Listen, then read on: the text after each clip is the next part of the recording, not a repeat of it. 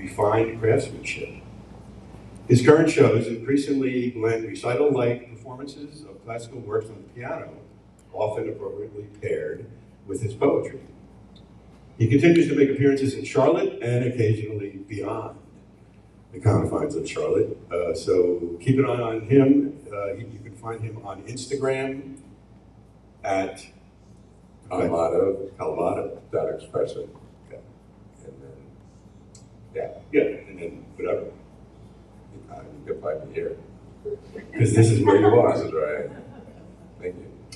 On the other hand, Behzad Riazi, in the center chair there, was born in Tehran, or is it Tehran? Tehran. And that's in Iran, if you're not familiar with your geography. He was born there in 1985, and with the help and mentorship of his grandfather, Behzad began his artistic journey at age 6. And at 13, he was awarded his first Iranian Magazine special feature. And at 19, he received his first of many national awards. He migrated to the United States in 2017 at age 32. He studied at Penland, received a master's degree in sculpture at the University of Pennsylvania, and returned to North Carolina in 2022. His hobbies include, I love this, his hobbies include teaching Greek mythology and flying single-engine airplanes. He's been a studio artist in Joanne Rogers' 918-9 Studio Gallery since 2023. And about his experience at 918-9, you'll like this. He says, I feel like I found my first real community. And he's not 32 anymore. Or are you? Emily Berger, stage left. Emily is a multidisciplinary artist focusing on printmaking and small sculptures using wood and ceramics. Her work, often inspired by the natural world and the animal kingdom, combines mediums to create interesting texture and multi-layered surfaces. Her love for old school techniques and detail is reiterated in her printmaking process, which she will touch on later. Emily enjoys employing both literary symbolism and metaphor to explore themes of love, adventure, growth, and hope. She's currently a studio artist at McCall Center, across the street, a student in the Museum Studies program at Northwestern University. Emily Berger, let's have a round of applause for our 3 guests. And so I'm going to ask them some questions. First is, and then we'll just go like, from left to right, right to left. Stage right to stage left. So, Abid, so how does your background shape your practice? Tell us a story about why you became an artist performer. I have always practiced the arts in some manner, but I think the current iteration of my performances roots really from COVID era. So there were a couple of poetry open mics that were Zoom, so everything was kind of Zoom back then, that I attended to, and I got really good feedback from them and decided, hey, maybe this is something worth kind of cracking into. And so here I am, 6 years later, still performing the work. So. And you performed a work at our big opening at the Mint Museum the other night. I did. Thank you. You wrote a poem about the Guild? Yes. Is that right? That was wonderful because it was I think a collaborative commission of sorts. So I did write the Guild for Building the Mint, like the first major group show at the Mint Museum, and the Guild of Troubled Artists, which was really wonderful. That was interesting. I just joined the Guild last fall, so that kind of got me into the network. And obviously, I'm an artist, we're all artists, so I kind of took that concept and then molded around out of the artist workshop and kind of kept it pretty open-ended. But yeah, it was a wonderful experience to be able to have that. I just wish we had Arthur there because nobody could hear or understand what was being said because there was so much noise and echo. But it was a great moment. Yeah. Okay, Behzad, the same question for you. Do you want me to repeat it? Okay. Thank you. Is your mic on? Nope. Yep, switch it on. Technical difficulty. No. Is it on? There you go, there you go, okay. I think becoming an artist is like having a rare genetic disease. Uh, it's happening. I mean, I remember from the early childhood, many things seem. Hey, Bela, bring your mic a little closer so we Yeah. don't get that ringing, and Arthur can turn it down a little bit. There Is you it better? go. Yeah, I remember from the early childhood, many things seemed boring to me. I mean, a lot of places and adult conversations, and I realized that I can go and entertain myself. And it was a good hobby because I only needed myself to entertain myself, and that was it. Yeah. I think I had no any other choice. I always say that it's like a genetic disease. Right, okay, all right, good. Emily? So I was kind of a late bloomer, I guess, with my creative practice. I started actually because of my yoga practice. I did a yoga teacher training back in 2013. And when training was coming to a close, I wanted to give my teacher a present. And I found out that traditional yoga blocks were made out of wood.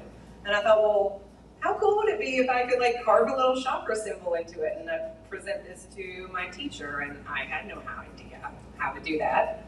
So I sought out a wood carver, and he kind of showed me the basics, and I carved my little chakra symbol and I gave it to my teacher, and I ran with it. And that has kind of turned into an always evolving self-taught practice. And you stayed with it. That's Yeah, for about a decade now, yes. Yeah. Okay, so can you give us some insight into your work process? How do you come up with things? What inspires you? What's your, do you write stuff down first? Or?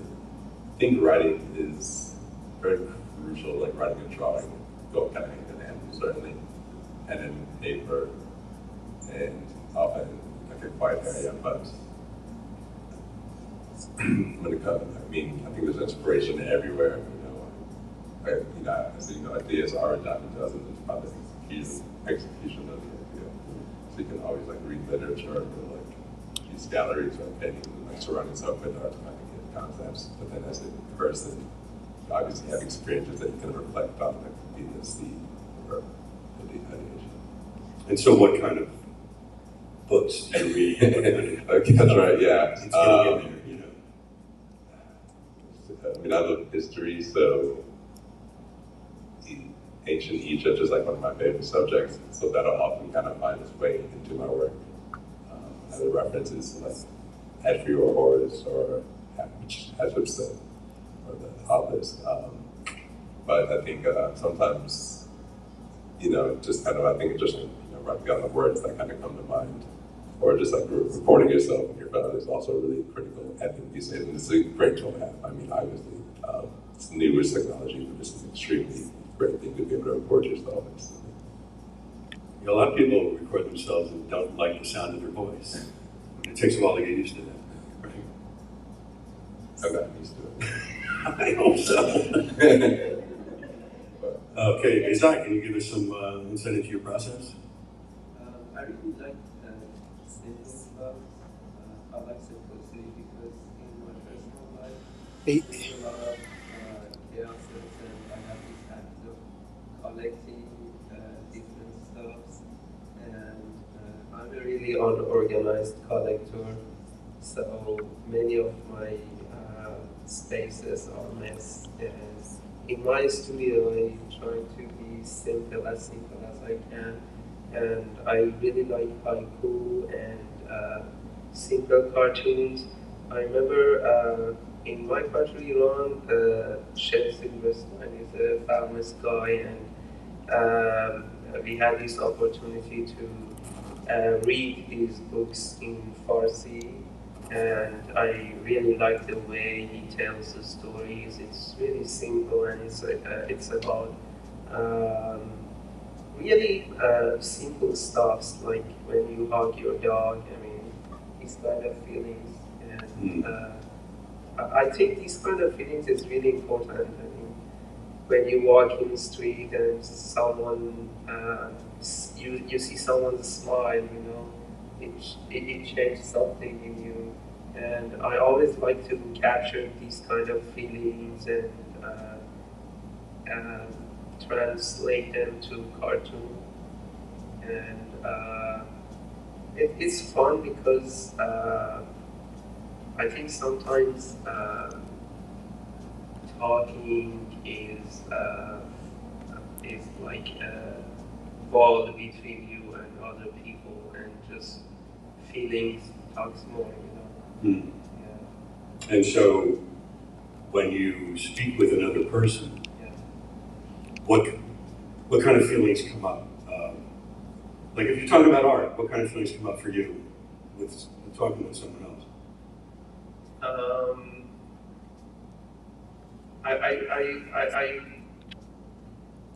I rather know to show my art to other people, you know. And I used to talk a lot about my art in past, but when I immigrated to the United States, because English is not my mother language, you know, I realized that I miss a lot of um, concepts, and I have to show people more than talk, you know, about them.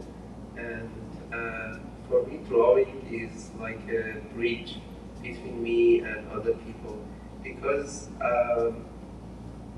you know, people can't trust strangers, but when you are a stranger who makes art, they trust you. It's like you have a little puppy with you. People trust you, you know, when you walk with your small dog, no one feels that you're here to rob something, or you're not child abuse. Everyone wants to. It's safer somehow. Yeah. And I feel like art makes the same thing, and I really like it because um, art makes other people trust you, and they love to talk with you and discover you, and that's important. All right. All right. Emily, what do you think? What was the question again? I Process? don't What's know. my process? It's been a long time. No, That usually yeah. starts with It's trauma. insight into the process. That's only half funny. But there's typically an emotion or an idea, something like was previously said that's sometimes hard to articulate in words. Something that you want to show people that may be universal, but we would all describe differently.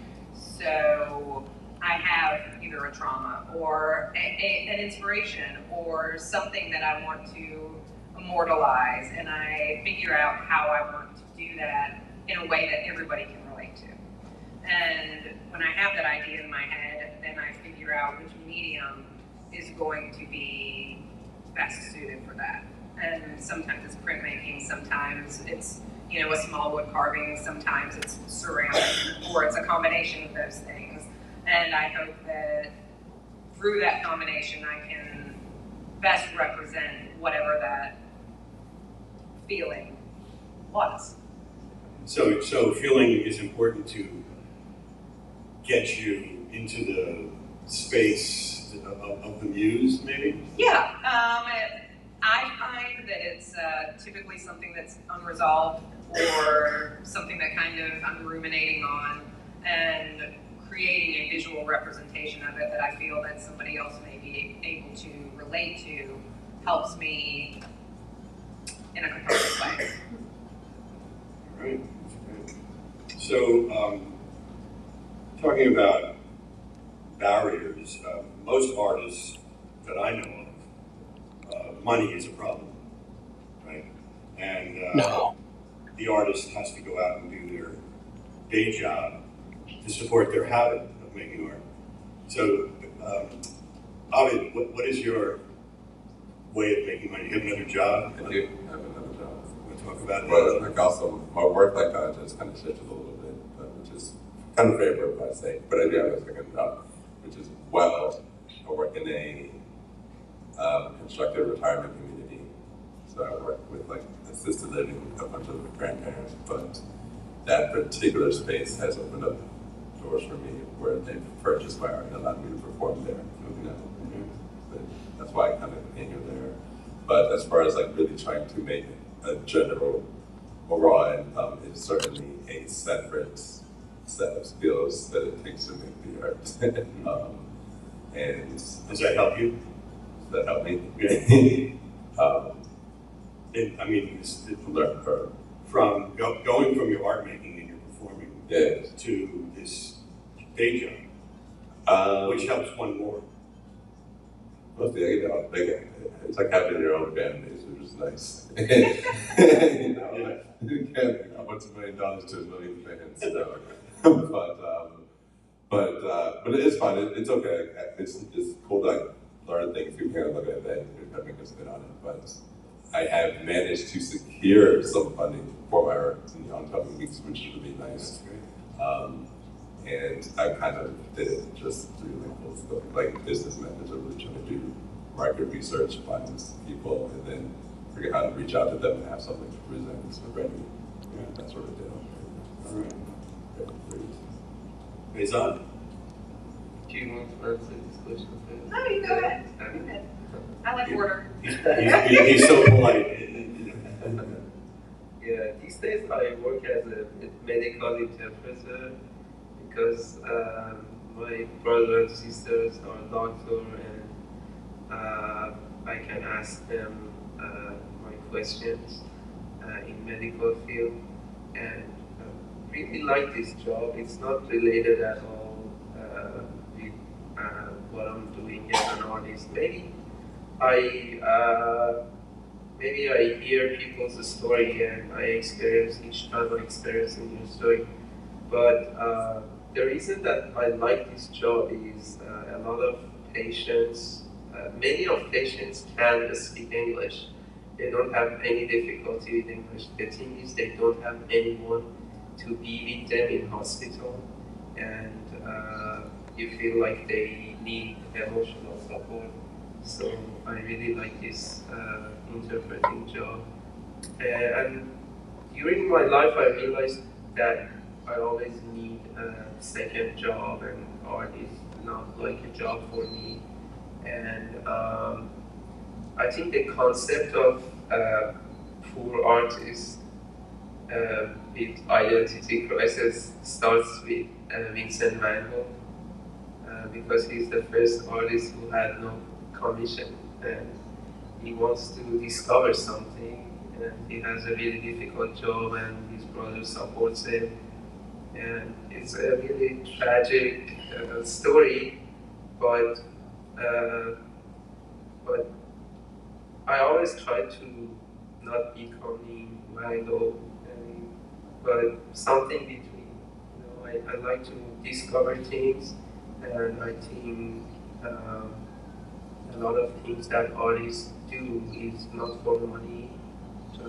It's just for that discovery. Yeah. But money is always a pain. And the other thing that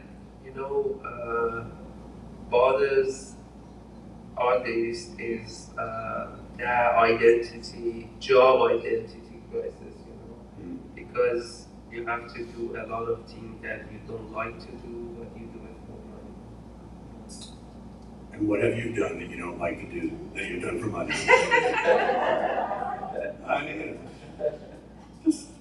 Just asking. I don't expect you to answer that. Okay, Emily. Well, I'm lucky, I suppose. I work as a custom art framer, and I've been doing it's given me a lot of opportunity to help my artist friends. I've done framing for some of the artists here at BAPA, a lot of the framing over at McCall, of course, and my own. So as long as I, keep working on paper, it would move me to keep my job. But it does give me a lot of insight into what people are buying, what's coming in locally, what's popular, and it kind of gives me the chance to relate to people on a different level and help support them in creating their own opinion. For one thing, the public is horrible at figuring out what they like sometimes, and just making that look the best that it can. So it's a great way to support other artists too. Do you find that it sometimes inspires your own work? It's into your own? Occasionally. My shop is over in South Charlotte, so it's an interesting demographic. You kind of start to see a lot of repetition depending on the people that are coming in. Sometimes you like it, sometimes you don't. And occasionally something really interesting will come in, or something really old, an old print or an old etching, and I do, kind of geek out over the details that are in those. So yeah. All right, so barriers come in all shapes and sizes, as we know. We talked about the money barrier. There are physical barriers, there's emotional barriers, mental barriers, all kinds of barriers. It's kind of like crossing borders. It's a barrier. It's a barrier reading. Writer's block, so let's talk a little bit about that. How does running into those kinds of barriers affect you, and how do you push through that? Complicated question. I've done a lot of writing, poetry obviously, but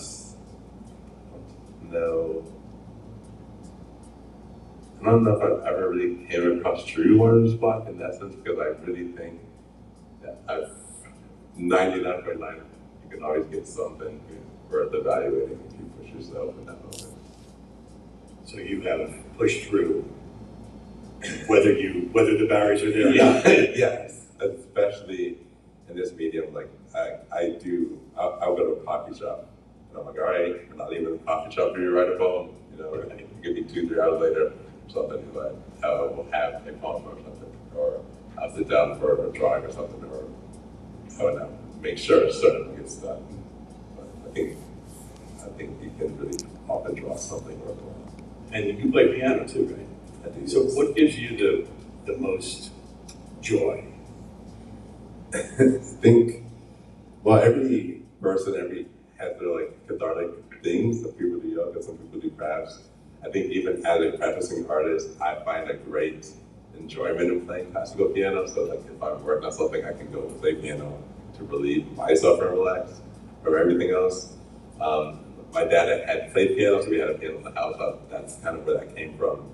And that is, in these forthcoming shows that I'm doing integrate that piano quite a bit. But that's why I kind of use this term expressionist, is because I don't think it's really, in my opinion, I don't want to see it constructive, I'm a person, this is a project I'm working on, so I'm doing, I move through these spheres and spaces, and just sit here and try to say one is more than the other is not a question that is, it needs to be asked in a sense, you know what I mean? Yeah. It's just a different way of thinking. Right. It's I understand where you're coming from, and I understand when people do that, because a lot of people will say, what do you prefer? But I'm just I get it, but I don't get it. Because you're happy no matter what you're involved with, even as a coffee shop. Yes. That's good. That's a good attitude, I think. Faisal, what do you think? My difficulty is that I remember a lot of details, and I have a really good memory, which is good and bad, and therefore I think a lot about the past, and sometimes it makes a lot of overwhelming thoughts. But On the other hand, I have a really good connection with my sisters and my mom, and they are always ready to talk with me, and these conversations makes me feel better. That's good. You know, a lot of people can't say that. Emily, can you say that? About, yeah.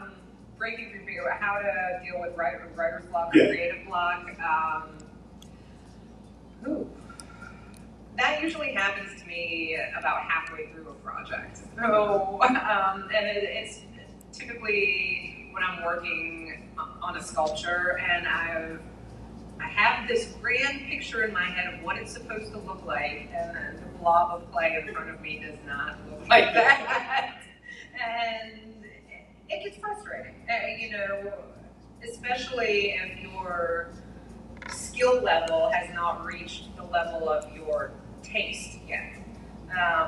So I've walked away from a handful of things and just went, okay, this is not the time for that.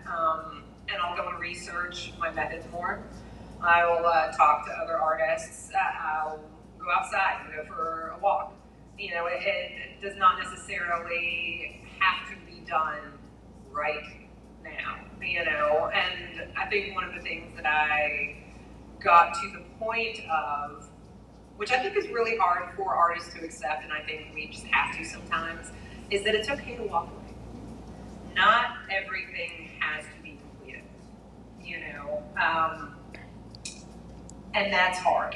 You know, there are 3 things I can think of sitting in my studio right now that I'm going, that's you.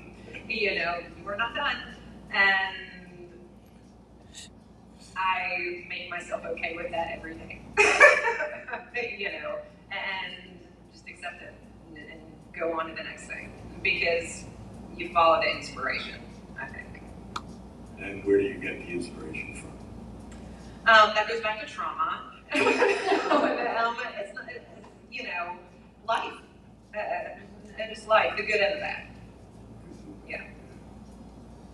All right, good answer. I'm gonna skip that question. So, this is a good one for you. You listen to music while working or preparing. Like if you're writing, you put on any kind of music? Not at the start often. So we usually, if I'm in a coffee shop, just I'm in a coffee shop, if I'm at home, usually pretty quiet or white noise, ambient sound sort of deals. If I'm further on, maybe I'll play something if it's already like well into the process, but not toward the beginning usually. And if it is like for Baroque music or anything up to Mozart, I understand. I mean, music for many artists, for most artists, is really kind of an important thing to connect with. And it's always a question I ask because it's an important thing to connect with. How do you connect with music when you're working? I usually don't listen to any music while I'm working, but I like Leonard Cohen. I mean, when you're born in the Middle East, you are into sad stuff, and Leonard Cohen is yeah. But something interesting happened to me. A month ago, Persian band music asked me to participate in one of the performances in Museum of North Carolina, Art Museum of North Carolina, and I had this opportunity to experience live drawing. While they were playing? They were playing and you were drawing? Yes, and drawing in front of like 200 individuals was really interesting. Did you like that? Yes, yeah, a lot. And We should do it again. yes, yeah. Do it here. Yeah, Let's do it now. That's great. yeah. I realized that my lines becoming more creative during the performance. Yeah, and the music got into you Yes. in a way that got you going into your work. Yeah. Right. Emily, how about you and music? Oh. So, very much a big influence, actually. Let me put my glasses on because they're supposed to face anyway. Ryan Bingham is #1 right now. I just happen to have that on.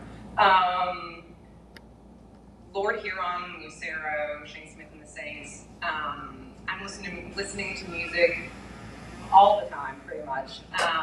The majority of the band, well, all of them that I just mentioned, actually have a little bit of a Western flavor, I guess, in the Americana genre, and that has definitely come out in some of the stuff that I'm working on currently.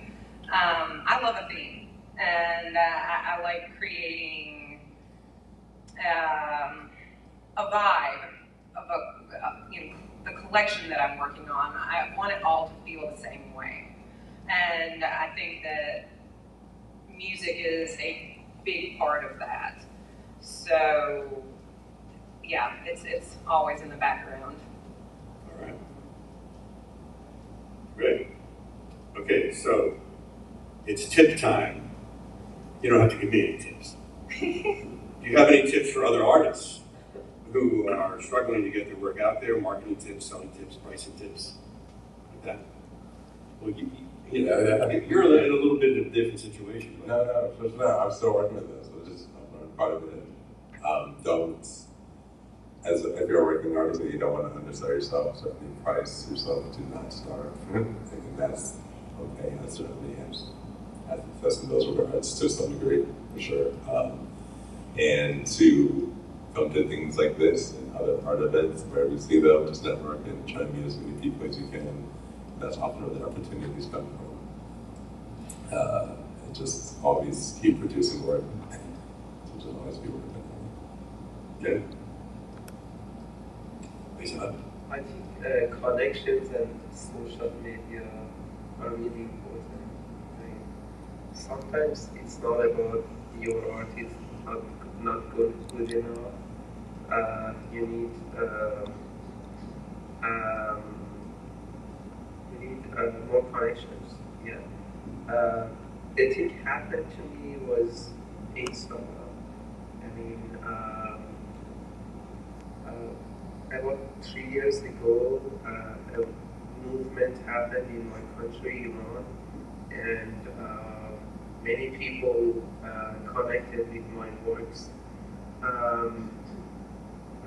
I didn't realize that my work can fit with the revolution, movement, and stuff like that. But maybe because at that hard time, they wanted something soft and something kind. So something just happened, and I realized that my works are everywhere. I remember a person who was a prisoner and released from the prison directed me in Instagram and said, someone inside the prison gives me one of your works in another prison. And it was really interesting that social media and connections and sometimes just chance, makes everyone to see your art.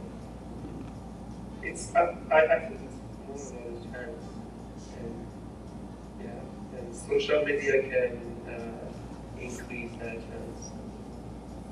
So you kind of give up control in a way, Yes. right? Yeah, because it's not easy to control what people will think or feel about your art. Yeah. Emily? Tips. A couple. Going back to barriers, I suppose. One of the best pieces of advice from an artist that I look up to was about the benefit of working on more than one piece at once. I have different pieces of work in various stages at any given time, because when you hit a roadblock on one piece, you can go over here, work on another one, the answer is probably in it. And then you can come back, look at what kind of screwed you up, and have a fresh perspective a little bit. So work on more than one thing. You know, that's also a great way to kind of raise a cohesive body of work that all kind of fits together because you've got your hands in, you know, everything all at once. The second thing I would say is not worrying too much about what people think about your work. You know, charge what you think it's worth. You know, do what you want to make. Don't do something because you think it's popular or because you think that one's going to sell.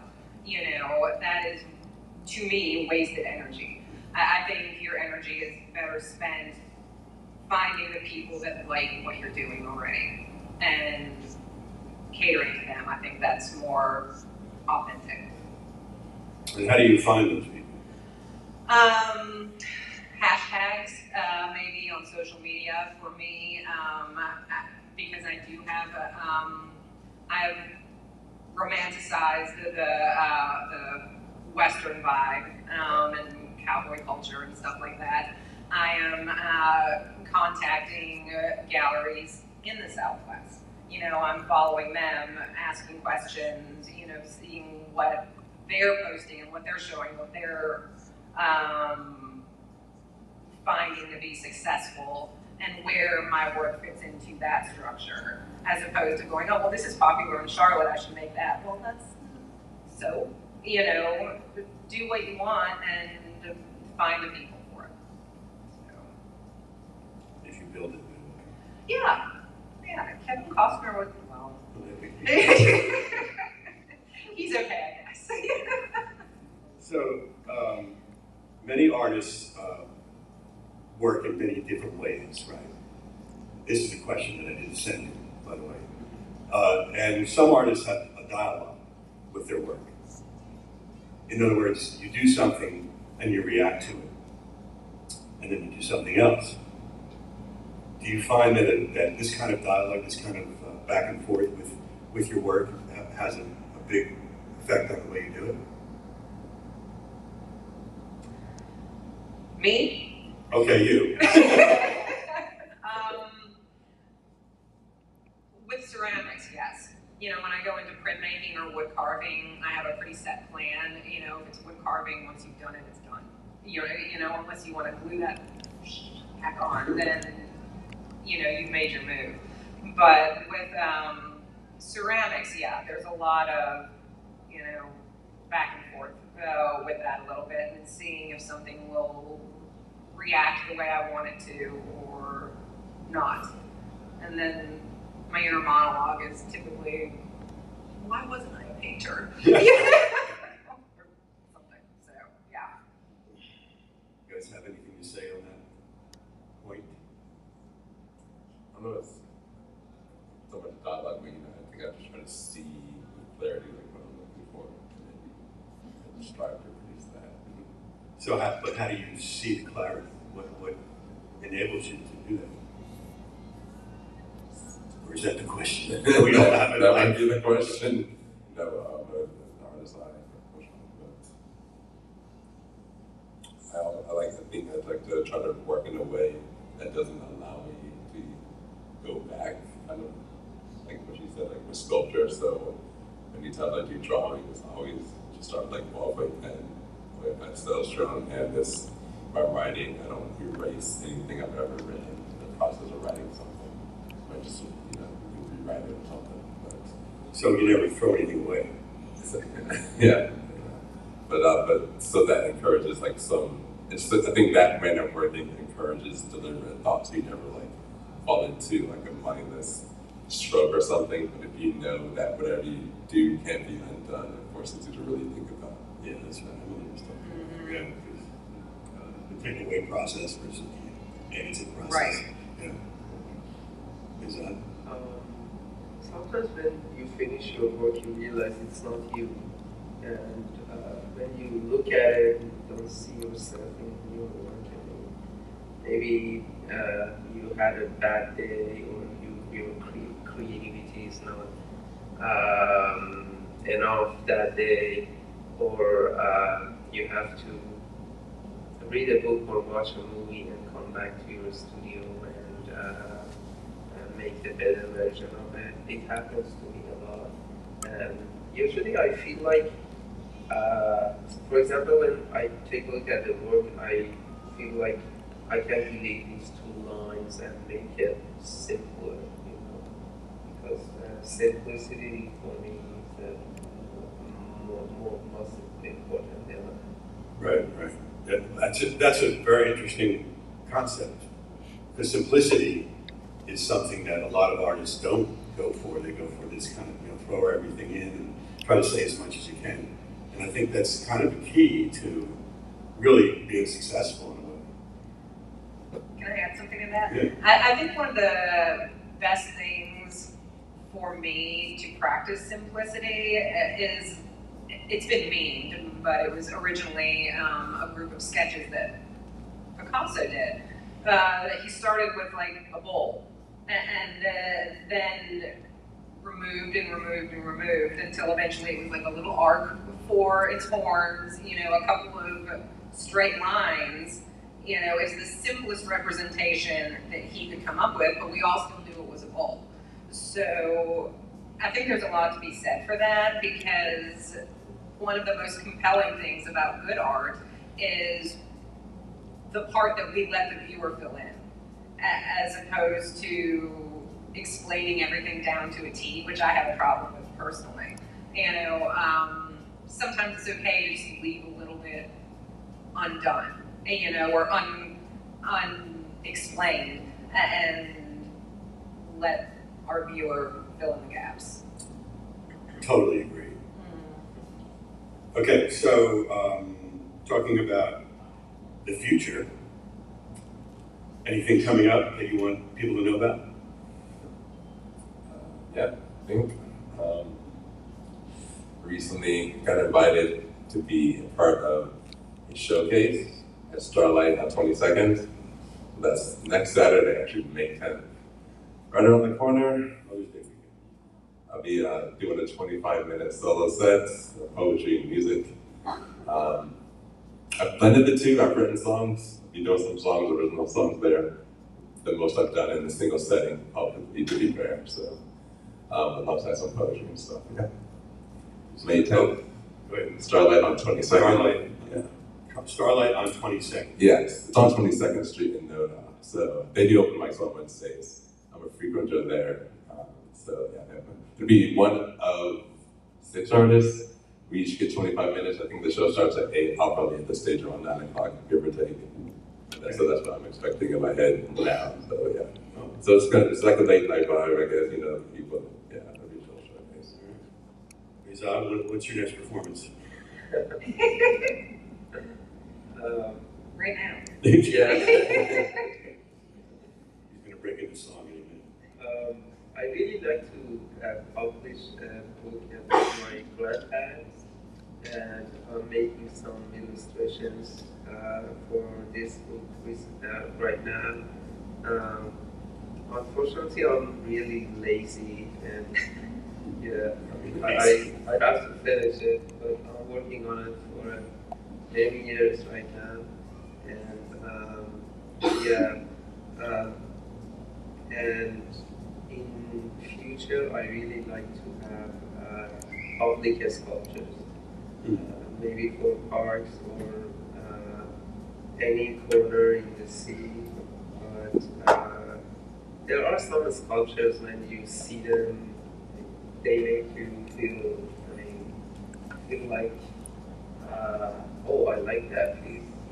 It's simple, and it makes you maybe laugh or humble or something like that. I really like to have a piece like these kind of sculptures. So what sculptor or sculptress do you look at? Do you appreciate? I really like some of Picasso's sculptures, and Harry Moore, and there's another guy, I don't remember his name right now, but I mean, do you have any piece in your mind, any favorite sculpture when you were in Me? Yeah. Oh, this isn't about me. Yeah, I do, but the ones that you mentioned, Picasso and Renoir, I like Richard Serra. Oh, yes. Talk about simple, but huge. You know. Are you familiar with Beth Kavener at all? Sure. She's one of my favorite sculptors. Beth Kavener, look her up. She does a lot of animal sculpting, but that is not what I would call simple, but I think it's beautiful. You know, lots of mixed media in there too. She's an inspiration of mine. But, you know, sorry to interject. That's okay. Digress.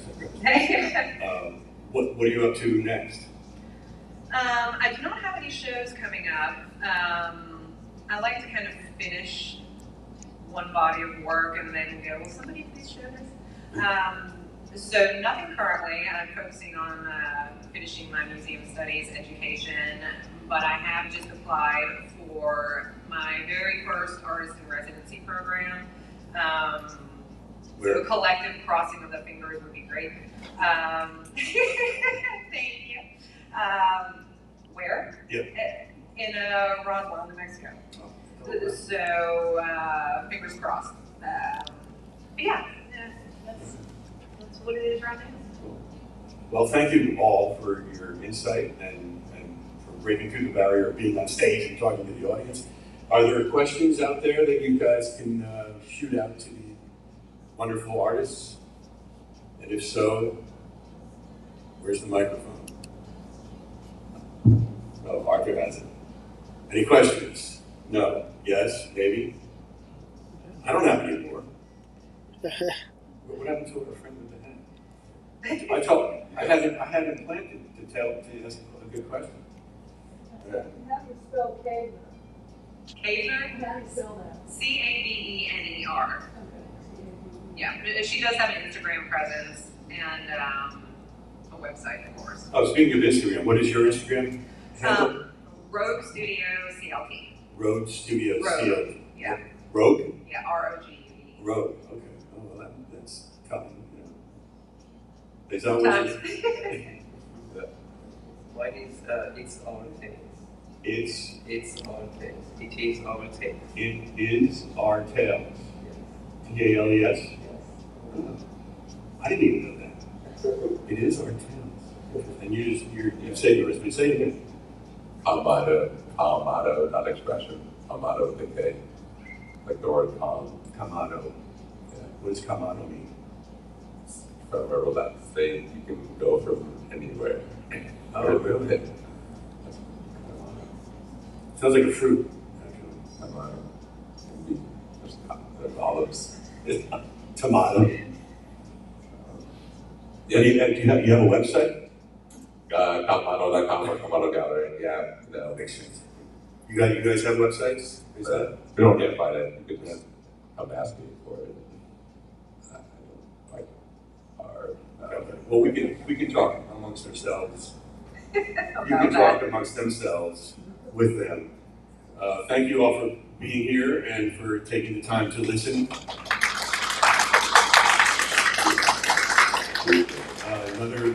Another art talk will happen next month, which is June. If I'm not too senile yet.